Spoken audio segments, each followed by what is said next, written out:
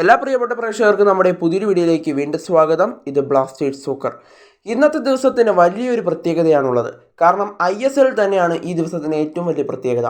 2024 വരെയുള്ള ബ്ലാസ്റ്റേഴ്സിൻ്റെയും അതുപോലെ തന്നെ മറ്റ് ടീമുകളുടെയും താരങ്ങളുടെ കരാർ 2024 അവസാനിക്കുന്ന താരങ്ങളുടെ കരാർ അവസാനിക്കുന്ന ദിവസം ഇന്നാണ്, മെയ് 31. അതുകൊണ്ട് തന്നെയാണ് ISLൽ ഇന്നത്തെ ദിവസത്തിന് വളരെ പ്രത്യേകതയേറുന്നത്. കേരള ബ്ലാസ്റ്റേഴ്സിൽ നിന്നും നമുക്ക് നിരവധി താരങ്ങളുടെ സ്വാഗതവും അതുപോലെ തന്നെ നിരവധി താരങ്ങളുടെ നന്ദി പറച്ചിലുമൊക്കെ നമുക്ക് ഇന്നു മുതൽ പ്രതീക്ഷിക്കാവുന്നതാണ്.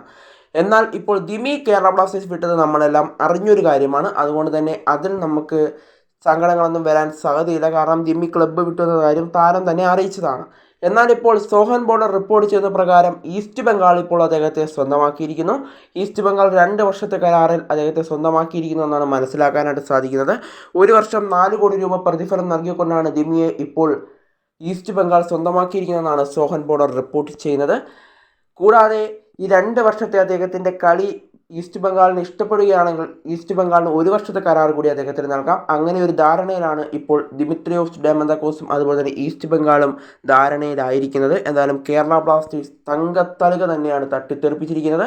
കേരള ബ്ലാസ്റ്റേഴ്സ് നിമിയെ നിലനിർത്തേണ്ടതായിരുന്നു. മികച്ച ഗോൾ സ്കോററായിരുന്നു. അതുപോലെ തന്നെ കഴിഞ്ഞ സീസണിലെ ഗോൾഡൻ ബൂട്ട് വിജയിയുമായിരുന്നു. എന്തായാലും ഇനി കൊച്ചിയിൽ കേരള ബ്ലാസ്റ്റേഴ്സിനെതിരായി ഈസ്റ്റ് ബംഗാളിൻ്റെ ജേഴ്സിയിൽ ദിമി പന്ത് തട്ടും. എന്തായാലും ദിമിയെ ഇപ്പോൾ ഈസ്റ്റ് ബംഗാൾ സ്വന്തമാക്കിയിരിക്കുന്നു എന്നാണ് സോഹൻ ബോർഡർ റിപ്പോർട്ട് ചെയ്യുന്നത്. ഇനി കേരള ബ്ലാസ്റ്റേഴ്സിൻ്റെ ഭാഗത്തു നിന്നും നിരവധി സ്വാഗതം പറച്ചിലുകളും അതുപോലെ തന്നെ നിരവധി നന്ദി പറച്ചിലുകളും ഒക്കെ ഇന്നു മുതൽ ഉണ്ടായേക്കും. എന്തായാലും നമുക്ക് കാത്തിരിക്കാം.